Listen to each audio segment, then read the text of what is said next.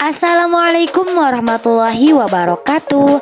Halo teman-teman, pada kesempatan kali ini saya ingin memaparkan materi atau mempresentasikan materi ilmu komunikasi. Tujuannya untuk tugas middle test dari dosen pengampu Ibu Rizkiatul Hasanah SOS MSOS yang baik hati dan tidak sombong. Oke, sebelum kita memasuki ke pembahasan atau topik ilmu komunikasi, perkenalkan terlebih dahulu, nama saya Sela Rosalia, NIM 210104031, lokal 21C, manajemen dakwah. Nah, jadi di sini saya sudah membuat mind mapping untuk video presentasi materi ilmu komunikasi. Langsung saja kita ke topik yang pertama, ada pengertian, ruang lingkup hakikat, urgensi dan relasi ilmu komunikasi dengan ilmu dakwah. A. Pengertian ilmu komunikasi. Komunikasi merupakan kegiatan manusia untuk saling memahami atau mengerti suatu pesan antara komunikator dengan komunikan. Biasanya diakhiri dengan suatu hasil yang disebut sebagai efek komunikasi. Komunikasi yang merupakan komunikasi sosial terkait dengan hubungan antara manusia di dalamnya. Menurut Edward de Pari, pengertian ilmu komunikasi adalah proses penyampaian gagasan, harapan dan pesan yang disampaikan melalui lambang tertentu yang mengandung arti dan dilakukan oleh penyampai pesan untuk ditujukan kepada penerima pesan. B. Ruang lingkup hakikat ilmu komunikasi. Ruang lingkup ilmu komunikasi sebagai keterampilan praktis dan bahkan sebagai seni adalah komunikasi insani, human communication atau komunikasi antar manusia, bukan komunikasi antar manusia dan hewan maupun komunikasi antar hewan. Ruang lingkup komunikasi manusia terbagi menjadi 7 lingkup yang diantaranya adalah sebagai berikut. Yang pertama adalah ruang lingkup berdasarkan bidang komunikasi yang diantaranya meliputi ada komunikasi sosial, komunikasi organisasi, komunikasi bisnis, komunikasi politik, komunikasi internasional, komunikasi antar budaya, komunikasi pembangunan, komunikasi tradisional. Yang kedua, sifat komunikasi yang ruang lingkupnya dapat diklasifikasikan pada komunikasi verbal, meliputi komunikasi lisan dan komunikasi tulisan. Komunikasi nonverbal meliputi komunikasi gestur tubuh, komunikasi gambar, dan lain sebagainya. Yang ketiga, tatanan komunikasi yang merupakan proses komunikasi ditinjau dari sisi jumlah peserta komunikasi. Tatanan dan konteks komunikasi diklasifikasikan sebagai berikut. Komunikasi pribadi yang meliputi komunikasi intrapribadi dan komunikasi antar pribadi. Selanjutnya ada komunikasi kelompok, meliputi komunikasi kelompok kecil seperti ceramah, forum diskusi, dan seminar, dan komunikasi kelompok besar. Ada juga komunikasi massa, meliputi komunikasi media cetak atau press seperti surat kabar dan majalah, dan komunikasi media seperti surat, telepon, pamflet, poster, spanduk, dan mungkin media lain yang masih belum disepakati keberadaannya sebagai media massa seperti media sosial, Facebook, YouTube, WhatsApp. Yang keempat, tujuan komunikasi yang antara lain mengubah sikap, mengubah pendapat atau pandangan, mengubah perilaku, dan mengubah masyarakat. Yang kelima, fungsi komunikasi. Secara umum, fungsi komunikasi adalah memberi informasi, mendidik, dan menghibur, serta fungsi mempengaruhi. Yang keenam ada teknik komunikasi. Teknik komunikasi meliputi komunikasi informatif, komunikasi persuasif, komunikasi pervasif, komunikasi koersif dengan kekerasan, komunikasi instruktif, dan hubungan manusiawi. Yang terakhir yaitu metode komunikasi meliputi jurnalisme, baik cetak, elektronik maupun online, hubungan masyarakat, periklanan, perpustakaan, dan lain-lainnya. C. Urgensi dan relasi ilmu komunikasi dengan ilmu dakwah. Dakwah selain penyampaian pesan agama, pada dasarnya adalah proses penyampaian informasi yang membutuhkan proses komunikasi. ajaran agama Islam dalam proses dakwah memiliki pesan-pesan yang dikomunikasikan kepada manusia sebagai sasaran dakwah.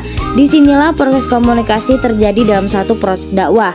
Ilmu komunikasi merupakan disiplin ilmu yang memiliki kontribusi dan perkembangan ilmu dakwah.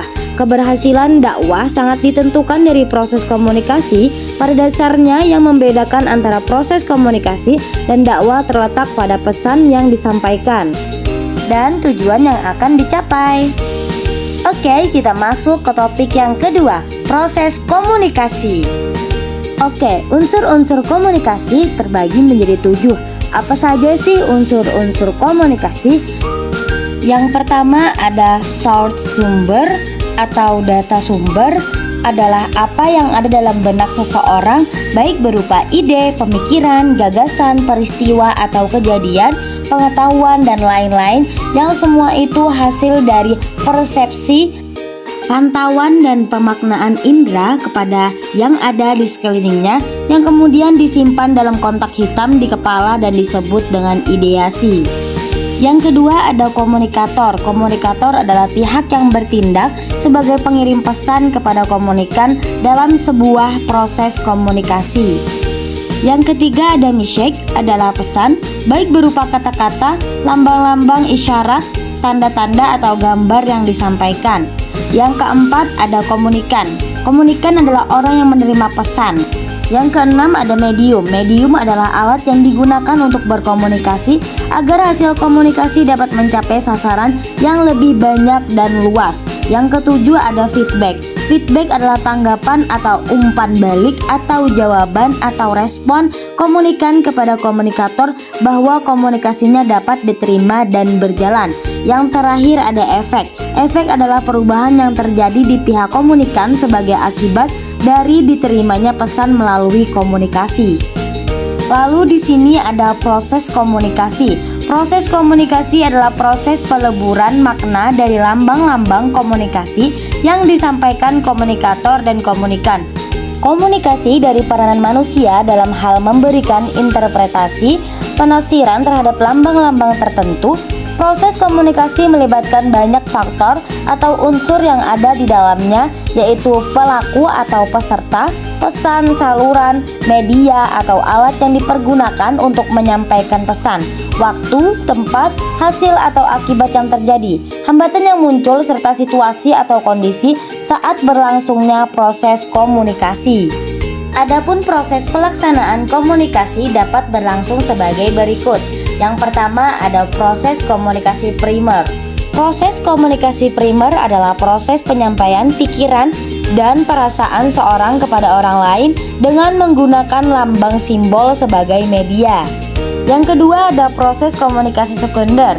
Proses komunikasi sekunder adalah proses penyampaian pesan seseorang kepada orang lain dengan menggunakan alat atau sarana sebagai media kedua pasca penggunaan lambang sebagai media pertama. Karena proses komunikasi sekunder merupakan sambungan dari komunikasi primer untuk menembus dimensi ruang dan waktu dan menata lambang-lambang untuk memformulasikan isi pesan komunikasi. Komunikator harus memperhitungkan ciri-ciri atau sifat-sifat media yang akan dipergunakan. Nah, lalu menurut Dennis Mitchell, tingkatan proses komunikasi terbagi menjadi 6 bagian. Yang pertama ada komunikasi intrapribadi, yaitu proses komunikasi yang terjadi dalam diri seseorang berupa proses pengolahan informasi melalui panca indera dan sistem saraf. Yang kedua ada komunikasi antarpribadi, yaitu kegiatan komunikasi yang dilakukan secara langsung antara seseorang dan orang lain. Yang ketiga ada komunikasi dalam kelompok, yaitu kegiatan komunikasi yang berlangsung di antara anggota suatu kelompok. Pada tingkatan ini, setiap individu yang terlibat berkomunikasi sesuai dengan peran dan kedudukannya dalam kelompok. Pesan atau informasi yang dikomunikasikan juga menyangkut kepentingan seluruh anggota kelompok, bukan bersifat pribadi.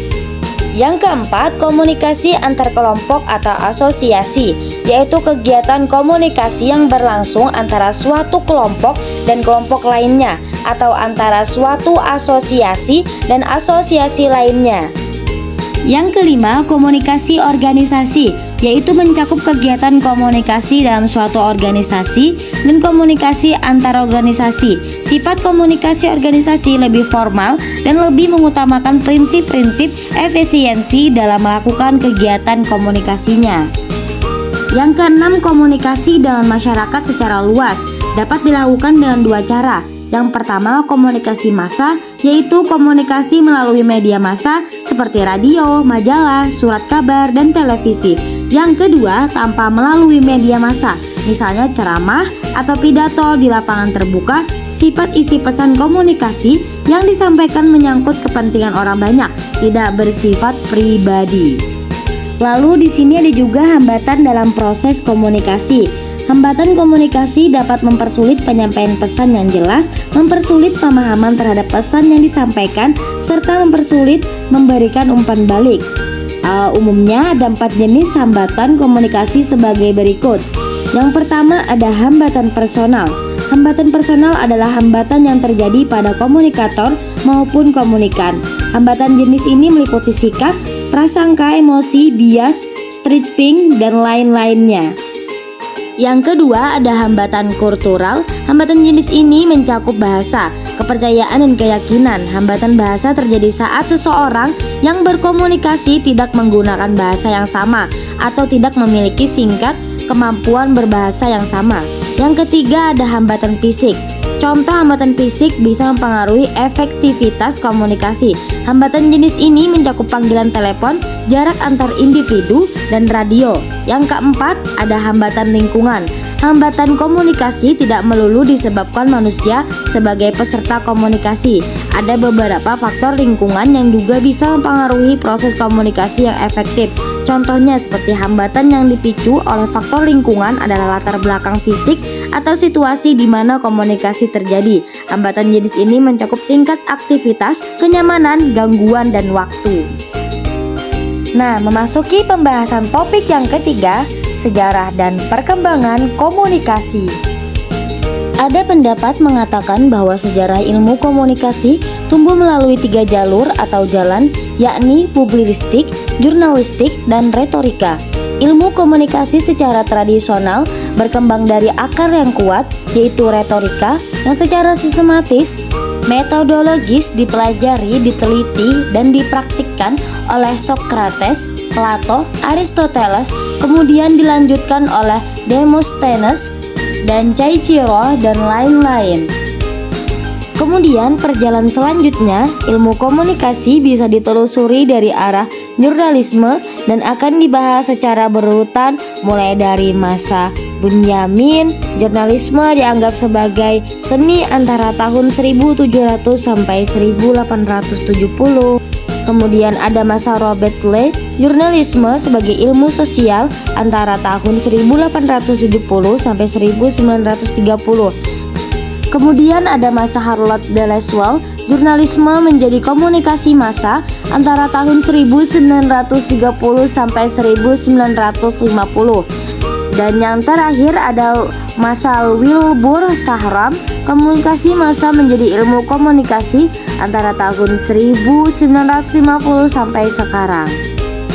Kemudian ada perkembangan ilmu komunikasi. Ilmu komunikasi yang sedang kita pelajari ini adalah salah satu disiplin yang masuk dalam kelompok ilmu-ilmu pengetahuan sosial. Secara umum, sejarah perkembangan ilmu komunikasi dapat dibagi dalam 4 periode. Yang pertama, periode tradisi retorika yang dimulai sejak zaman Yunani kuno. Perkembangan lahirnya ilmu komunikasi dapat ditelusuri sejak peradaban Yunani kuno beberapa ratus tahun sebelum Masehi. Yang kedua ada periode pertumbuhan ilmu komunikasi, yaitu antara tahun 1900 sampai Perang Dunia Kedua.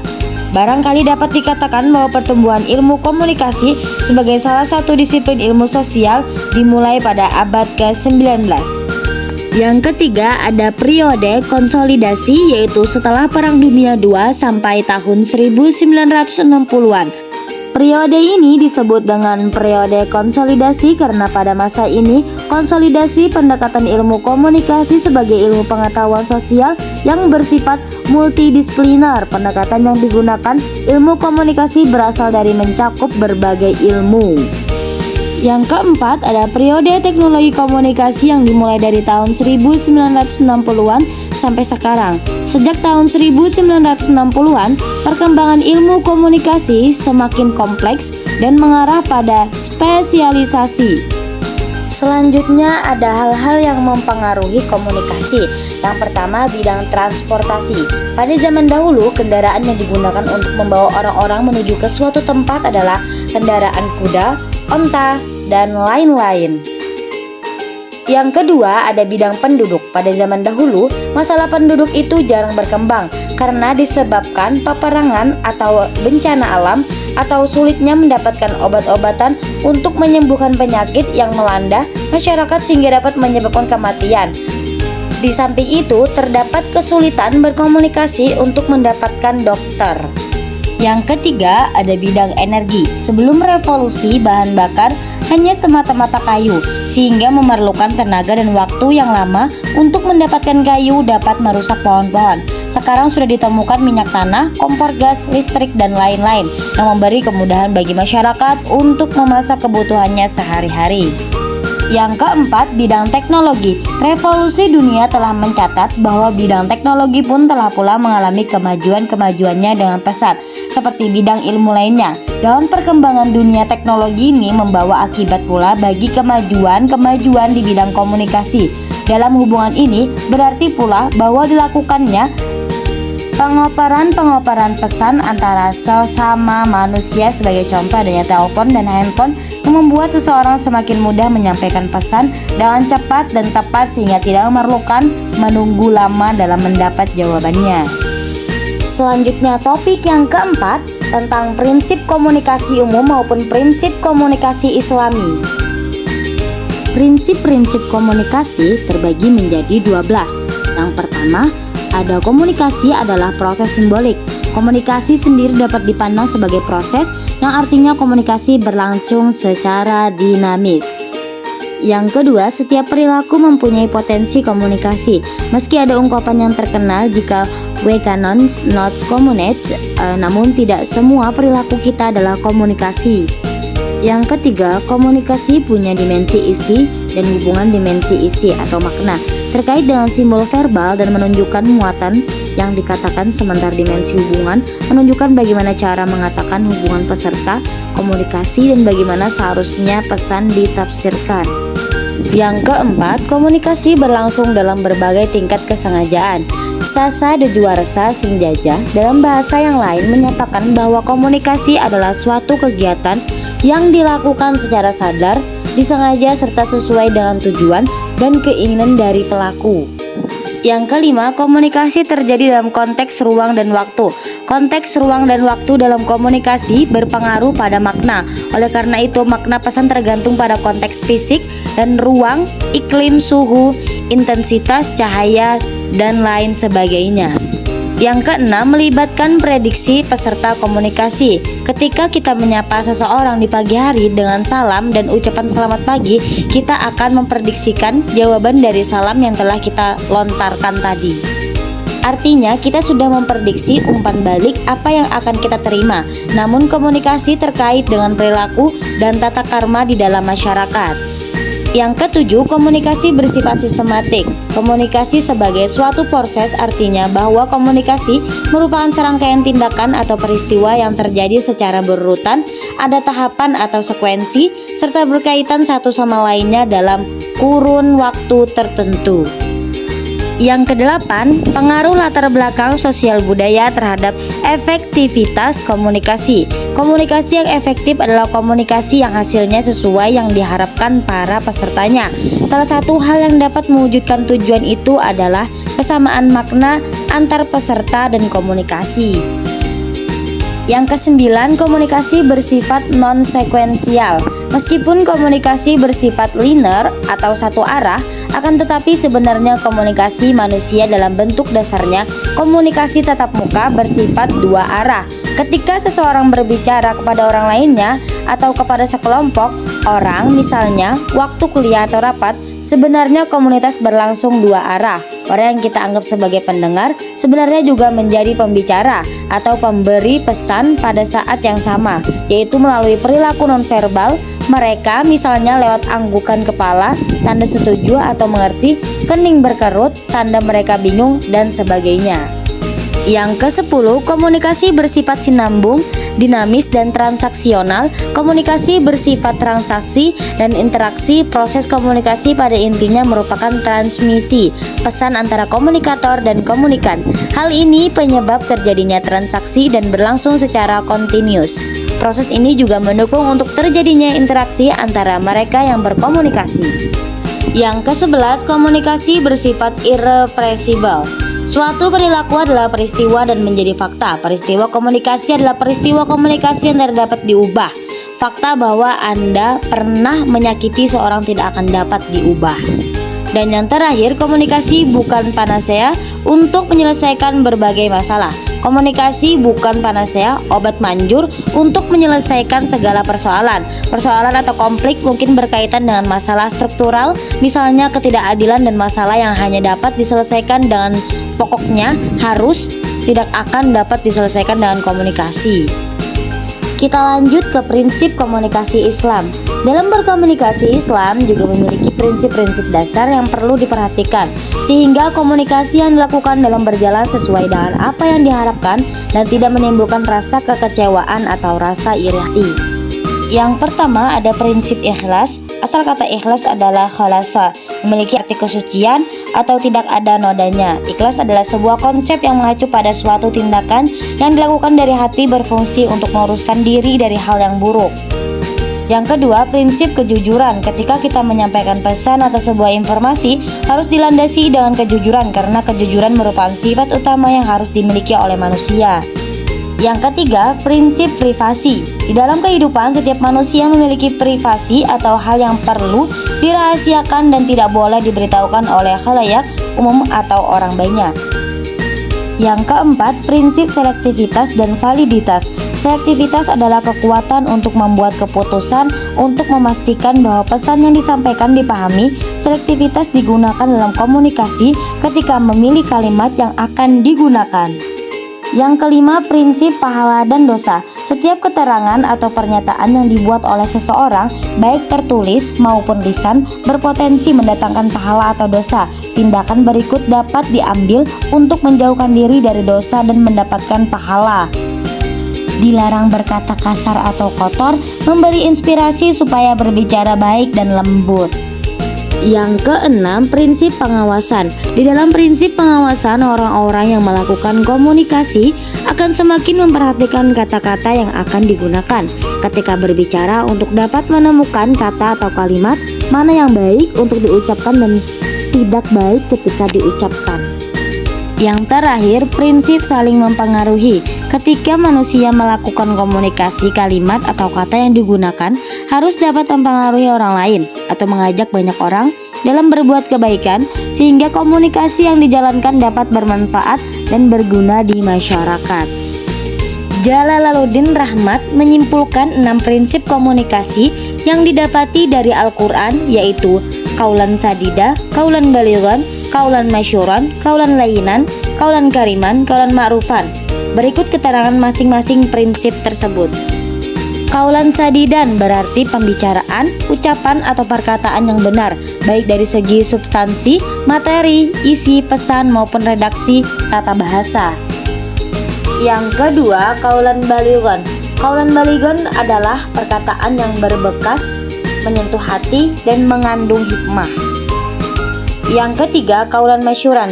Kaulan masyuran ini adalah kata-kata yang menyenangkan, bagus, halus, dermawan, dan sudi menolong orang. Yang keempat, kaulan lainan. Kaulan lainan adalah perkataan yang lemah lembut. Yang kelima, kaulan kariman. Kaulan kariman adalah adab dalam bertutur kata dengan sopan santun yang baik. Yang terakhir, kaulan ma'rufan. Kaulan ma'rufan adalah perkataan yang baik, ungkapan yang pantas, santun, menggunakan sindiran tidak kasar dan tidak menyakitkan atau menyinggung perasaan orang lain. Oke, kita memasuki topik yang kelima, yaitu model-model komunikasi. Pengertian model komunikasi. Model komunikasi adalah gambaran yang sederhana dari proses komunikasi yang memperlihatkan kaitan antara satu komponen komunikasi dengan komponen lainnya. Model adalah kerangka kerja konseptual yang menggambarkan penerapan teori untuk kasus-kasus tertentu. Sebuah model membantu kita mengorganisasikan data-data sehingga dapat tersusun kerangka konseptual tentang apa yang diucapkan atau ditulis. Model-model komunikasi yang sangat populer. Model-model komunikasi yang dikemukakan oleh Deddy Mulyana dalam bukunya Ilmu Komunikasi Suatu Pengantar adalah yang pertama, model SR. Model stimulus respon SR adalah model komunikasi paling dasar. Model ini dipengaruhi oleh disiplin psikologi, khususnya yang beraliran behavioristik. Yang kedua, model Aristoteles. Model Aristoteles adalah model komunikasi paling klasik yang sering juga disebut model retoris. Komunikasi terjadi ketika seorang pembicara menyampaikan pembicaranya kepada khalayak dalam upaya mengubah sikap mereka. Yang ketiga, model Laswell. Model komunikasi Laswell berupa ungkapan verbal, yakni mengemukakan 3 fungsi komunikasi, yaitu yang pertama, pengawasan. Lingkungannya mengingatkan anggota-anggota masyarakat akan bahaya dan peluang dalam lingkungan. Kedua, korelasi berbagai bagian terpisah dalam masyarakat yang merespon lingkungan. Dan ketiga, transmisi warisan sosial dari suatu generasi ke generasi lainnya. Yang keempat, model Shannon dan Weaver. Model Shannon dan Weaver mengasumsikan bahwa sumber informasi menghasilkan pesan untuk dikomunikasikan dari seperangkat pesan yang dimungkinkan pemancar mengubah pesan menjadi sinyal yang sesuai dengan saluran yang digunakan. Saluran yang digunakan adalah medium yang mengirimkan sinyal tanda dari transmitter ke penerima receiver. Yang kelima, model Shahram. Wilbur Shahram membuat serangkai model komunikasi. Model pertama mirip dengan model Shannon dan Weaver. Dalam modelnya yang kedua, Shahram memperkenalkan gagasan bahwa kesamaan dalam bidang pengalaman sumber dan sasarannya lah yang sebenarnya dikomunikasikan. Model yang ketiga, Shahram menganggap komunikasi sebagai interaksi dengan kedua pihak yang menyandi, menafsirkan, menyandi balik, mentransmisikan, dan menerima sinyal. Model yang keenam yaitu model Newcomb.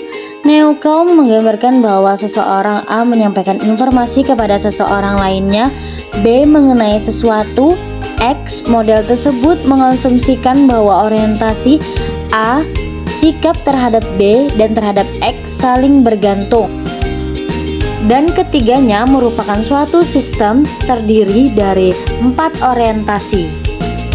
Yang terakhir ada model Berlo. Sebuah model lain yang dikenal luas adalah model David K. Berlo yang ia kemukakan pada tahun 1960.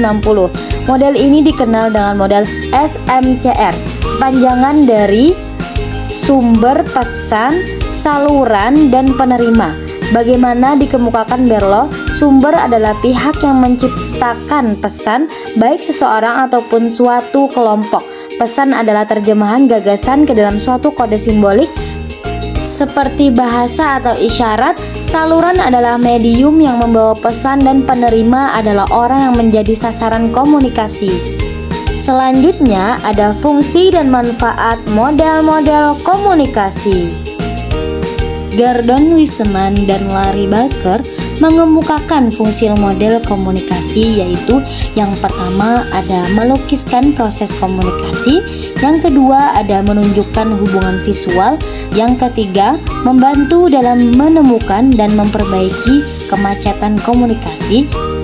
Deutsch menyebutkan ada 4 fungsi komunikasi mengutip dari pengantar ilmu komunikasi Sasa Senjaja de Juarasa, yaitu mengorganisasikan. Artinya, model membantu kita mengorganisasikan suatu hal dengan cara mengurut-ngurutkan serta mengaitkan satu bagian sistem dengan bagian sistem lainnya, sehingga kita memperoleh gambaran yang menyeluruh, tidak sepotong-potong. Yang kedua, heuristik. Artinya, melalui model kita akan dapat mengetahui sesuatu hal secara keseluruhan. Yang ketiga, prediktif. Model membantu kita dalam menjelaskan tentang suatu hal melalui penyajian informasi yang sederhana. Tanpa model, informasi tentang suatu hal akan tampak rumit atau tidak jelas. Yang terakhir, pengukuran. Melalui model, kita dapat memperkirakan tentang hasil atau akibat yang akan dicapai. Oleh karena itu, dalam dunia ilmiah, model ini sangat penting karena dapat digunakan sebagai dasar bagi para peneliti dalam merumuskan hipotesis, yakni pertanyaan-pertanyaan yang berisikan penjelasan mengenai kemungkinan adanya hubungan sebab akibat antara satu faktor dengan faktor lainnya. Oke, ini dia topik yang terakhir, yaitu topik yang keenam tentang jenis, bidang, dan konteks komunikasi. Ada beberapa jenis komunikasi yang masing-masing kurang lebih memiliki tujuan yang sama, yaitu menyampaikan suatu informasi. Berikut adalah jenis-jenis komunikasi dan penjelasannya. Yang pertama, komunikasi verbal. Komunikasi verbal merupakan komunikasi yang digunakan dengan menggunakan simbol-simbol verbal serta menggunakan kata dari satu maupun lebih bahasa. Yang kedua, komunikasi nonverbal. Komunikasi nonverbal ialah komunikasi yang dilakukan dengan cara menggunakan pesan nonverbal untuk menyampaikan suatu informasi. Yang ketiga, komunikasi formal. Komunikasi formal merupakan komunikasi yang terjadi di antara organisasi maupun perusahaan dengan tata cara yang telah diatur sebelumnya sesuai dengan struktur organisasi. Yang keempat, ada komunikasi informal. Berbeda dengan komunikasi formal, komunikasi informal terjadi ketika ada seseorang atau lebih baik dalam organisasi maupun suatu perusahaan yang tidak ditentukan sebelumnya dalam suatu struktur organisasi maupun tidak mendapatkan kesaksian resmi. Yang kelima, komunikasi nonverbal. Komunikasi nonverbal adalah ketika komunikasi terjadi di antara komunikasi yang memiliki sifat formal serta informal. Yang keenam, komunikasi langsung. Jenis komunikasi selanjutnya adalah komunikasi langsung yang dapat diartikan sebagai suatu proses komunikasi yang dilakukan secara langsung tanpa adanya bantuan dari perantara pihak ketiga maupun media komunikasi yang ada serta tidak dibatasi oleh jarak. Yang ketujuh, komunikasi tidak langsung. Komunikasi tidak langsung adalah kebalikan dari komunikasi langsung, yaitu proses komunikasi terjadi atau dilaksanakan dengan adanya bantuan dari pihak ketiga maupun alat sebagai media komunikasi. Yang kedelapan, komunikasi berdasarkan maksudnya. Jenis komunikasi berdasarkan maksudnya dapat dibedakan menjadi 4, yaitu pidato, memberi ceramah, wawancara, serta memberikan perintah atau tugas. Dari keempat bentuk jenis komunikasi berdasarkan maksudnya tersebut, maka dapat diketahui bahwa inisiatif dari komunikator menjadi penentu. Yang kesembilan, komunikasi internal. Komunikasi internal dapat dibedakan menjadi 3 bentuk, yaitu komunikasi vertikal, komunikasi horizontal, serta komunikasi diagonal. Yang ke-10, komunikasi eksternal. Komunikasi eksternal adalah komunikasi yang terjadi di antara organisasi maupun perusahaan dengan beberapa pihak dari masyarakat yang berada di luar organisasi maupun perusahaan tersebut. Yang ke-11, komunikasi berdasarkan jumlah komunikan atau komunikator. Jenis komunikasi berdasarkan jumlah dari orang yang berkomunikasi atau jumlah komunikan maupun komunikatornya dapat dibedakan menjadi 2 jenis, yaitu sebagai berikut. Komunikasi perseorangan merupakan komunikasi yang dapat terjadi dengan cara perseorangan maupun individu dengan pribadi lainnya mengenai persoalan yang sifatnya pribadi. Yang kedua, ada komunikasi kelompok, merupakan komunikasi yang dapat terjadi pada suatu kelompok mengenai suatu persoalan yang menyangkut kepentingan dan kelompok tersebut. Yang ke-12, komunikasi berdasarkan peranan individu. Peranan individu memiliki peran penting dalam proses komunikasi. Ada 3 jenis komunikasi yang dibedakan berdasarkan peranan individu, berikut penjelasannya. Yang pertama, ada komunikasi antar individu dengan individu lain. Jenis komunikasi ini dapat terjadi secara formal, non-formal, bahkan informal sekalipun. Yang kedua, komunikasi antar individu dengan cakupan lingkungan yang lebih luas.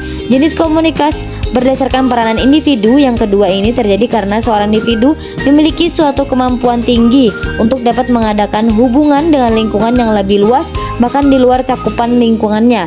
Yang ketiga, ada komunikasi antar individu dengan suatu kelompok atau lebih. Pada jenis komunikasi ini, individu memiliki peran sebagai perantara antara 2 kelompok maupun lebih.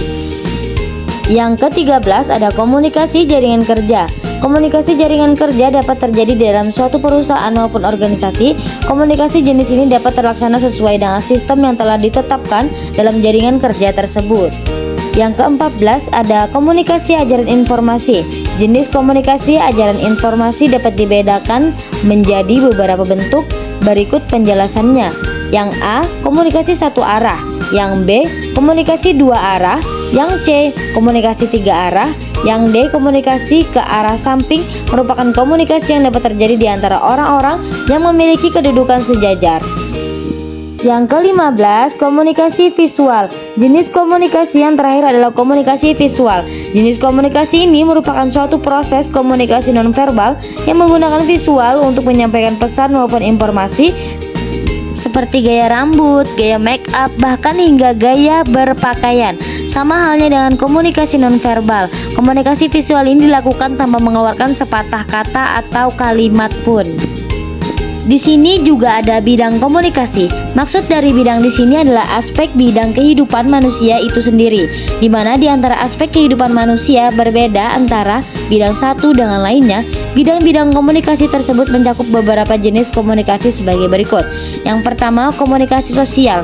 Komunikasi sosial diartikan sebagai suatu proses interaksi di mana seseorang atau suatu lembaga menyampaikan amanat kepada pihak lain agar pihak lain dapat menangkap maksud yang dikehendaki penyampainya, baik secara verbal maupun non-verbal. Yang kedua, komunikasi organisasional atau manajemen. Suatu organisasi terdiri dari unit-unit komunikasi dalam hubungan hierarki antara satu dengan lainnya dan berfungsi dalam suatu lingkungan kerja. Informasi memegang peran penting dalam mendukung proses pengambilan keputusan yang berdampak pada kemajuan dan perkembangan organisasi. Yang ketiga ada komunikasi bisnis. Komunikasi bisnis adalah proses pertukaran informasi untuk mencapai efektivitas dan efisiensi di berbagai kegiatan internal organisasi bisnis. Yang keempat, komunikasi politik. Komunikasi politik dalam arti sempit adalah setiap bentuk penyampaian pesan, baik dalam bentuk lambang-lambang maupun kata-kata tertulis dan terucap ataupun dalam bentuk isyarat yang mempengaruhi kedudukan seseorang yang ada dalam suatu kekuasaan tertentu.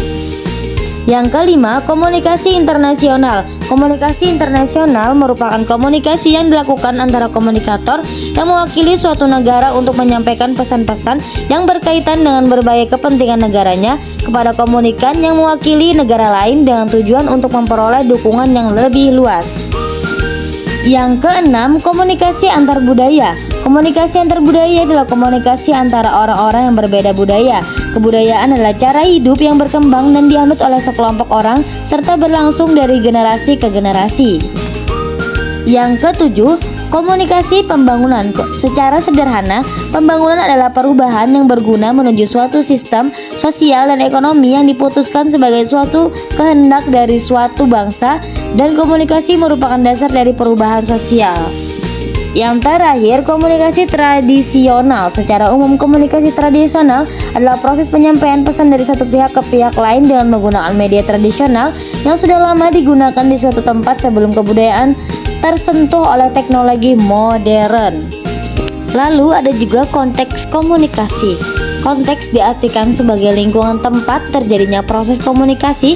Konteks komunikasi tidak hanya mempermudah manusia dalam mempelajari proses komunikasi, namun juga menjadi latar belakang bagi para peneliti serta teoretikus untuk menganalisis sebuah fenomena.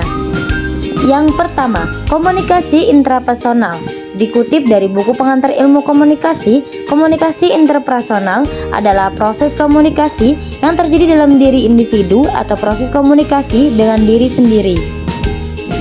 Yang kedua, komunikasi interpersonal. Konteks komunikasi interpersonal adalah proses komunikasi yang berlangsung antara dua orang atau lebih secara langsung. Yang ketiga, komunikasi kelompok kecil adalah konteks komunikasi yang terjalin antara sejumlah orang yang bekerja sama untuk meraih tujuan bersama. Beberapa ahli mengatakan bahwa komunikasi kelompok kecil masuk dalam konteks komunikasi interpersonal.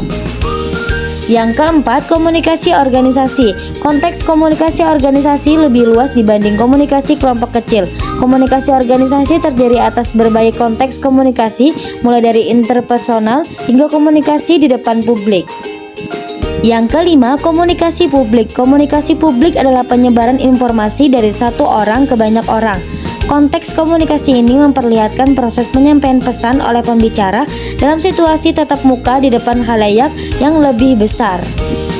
Yang keenam, komunikasi massa. Konteks komunikasi yang keenam ialah komunikasi massa. Adalah proses komunikasi yang berlangsung antara komunikator yang melembaga dengan khalayak massal lewat alat bersifat mekanis seperti radio, televisi, koran, dan film. Dan yang terakhir, komunikasi lintas budaya. Konteks komunikasi lintas budaya adalah proses komunikasi yang terjadi antara individu dengan individu atau kelompok dengan kelompok yang punya luar belakang budaya berbeda.